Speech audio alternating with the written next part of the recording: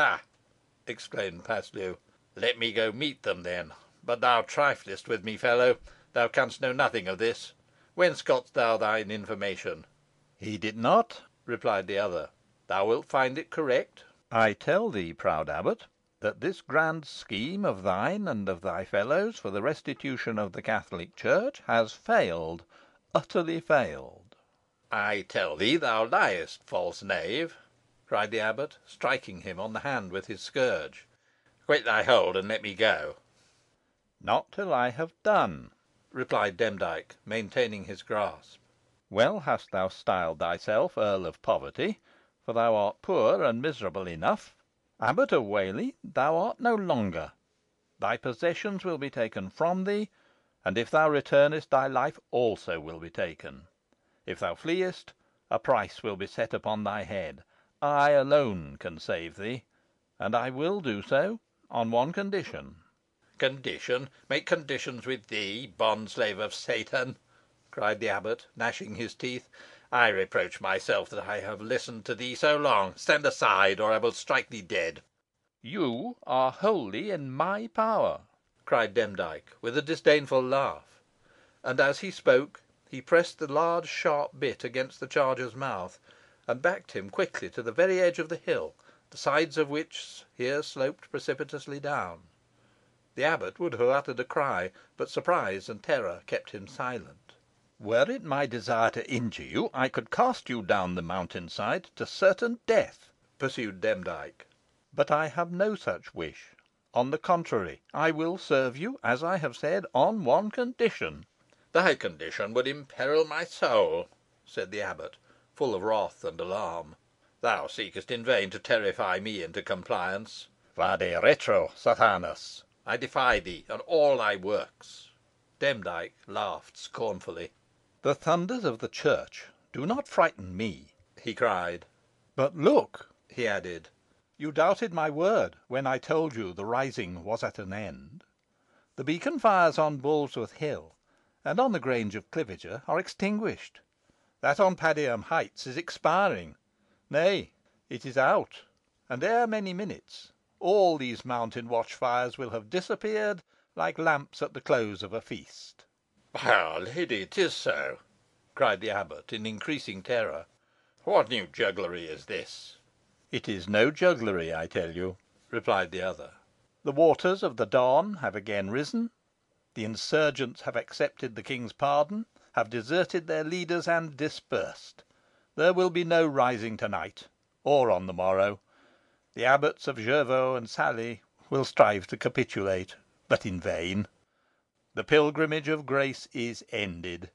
The stake for which thou playedst is lost. 30 years hast thou governed here, but thy rule is over. 17 abbots have there been of Whalley, the last thou. But there shall be none more."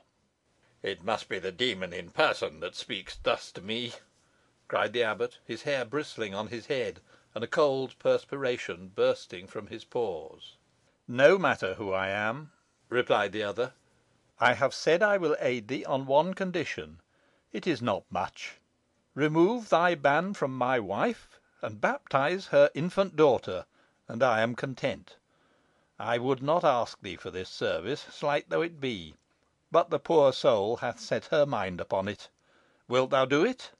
"No," replied the abbot, shuddering. "I will not baptise a daughter of Satan. I will not sell my soul to the powers of darkness.